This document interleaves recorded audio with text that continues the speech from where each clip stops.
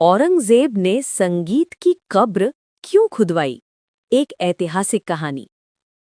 17वीं सदी का भारत, दिल्ली का शाही किला रोशनी से जगमगा रहा था। दरबार में सितार, तबला और सरोद की धुनें गूंज रही थी। मुगल बादशाह शाहजहां के समय से ही शाही दरबार संगीत और कला का केंद्र रहा था। दरबार में महान संगीतकार आते, राग छेड़ते और पूरी महफिल मंत्रमुग्ध हो जाती। लेकिन 1658 में सब कुछ बदल गया, जब सत्ता पर बैठे मुगल सम्राट औरंगजेब। औरंगजेब का स्वभाव अपने पूर्वजों से बिल्कुल अलग था। जहां उसके परदादा अकबर और पिता शाहजहां कला, चित्रकला और संगीत के बड़े संरक्षक थे, वहीं औरंगजेब को ये सब पसंद नहीं था। वो खुद को एक सख्त धार्मिक शासक के रूप में देखता था। कहा जाता है कि उसने दरबार में संगीत और नृत्य को धीरे धीरे बंद करना शुरू कर दिया। शाही संगीतकारों की रोजी रोटी पर संकट आ गया। जो दरबार कभी रागों से गूंजता था, वहां अब सन्नाटा छाने लगा। दरबार के कलाकार और संगीतकार बहुत दुखी थे। कई पीढ़ियों से उनका परिवार मुगल दरबार में संगीत प्रस्तुत करता आया था। अब अचानक सब कुछ खत्म हो रहा था। एक दिन दिल्ली में एक अजीब घटना हुई।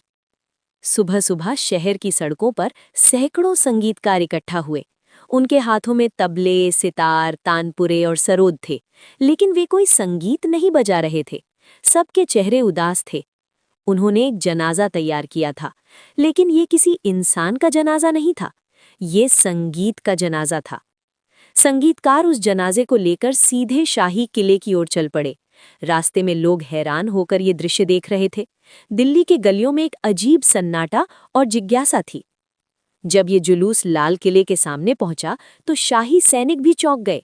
खबर तुरंत बादशाह तक पहुंचाई गई। कुछ ही देर में ये बात औरंगजेब तक भी पहुंच गई कि शहर के संगीतकार संगीत का जनाजा लेकर आए हैं। बादशाह ने कारण पूछा।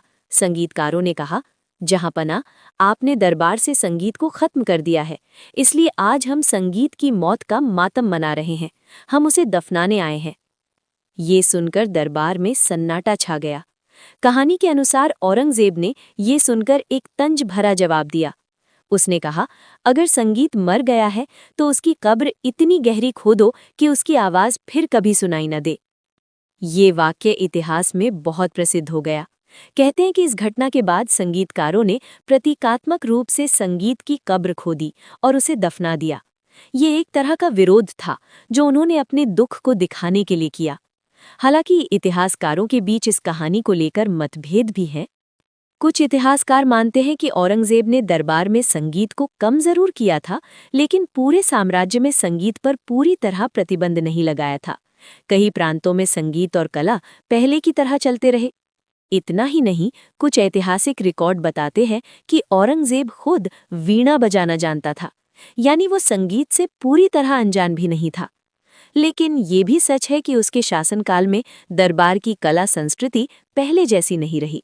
जहां पहले मुगल दरबार कलाकारों का स्वर्ग माना जाता था, वहीं औरंगजेब के समय में कई कलाकारों को दूसरे राज्यों में जाना पड़ा।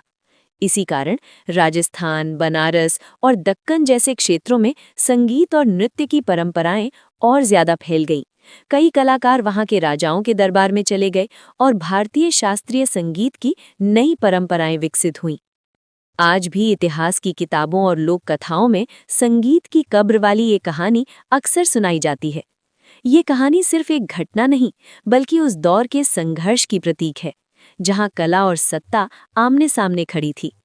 और शायद यही वजह है कि सैकड़ों साल बाद भी ये किस्सा लोगों को सोचने पर मजबूर कर देता है कि क्या सच में संगीत को कभी दफनाया जा सकता है, या फिर संगीत इतना जीवित होता है कि हर दौर में, हर परिस्थिति में किसी न किसी रूप में फिर से जन्म ले लेता है।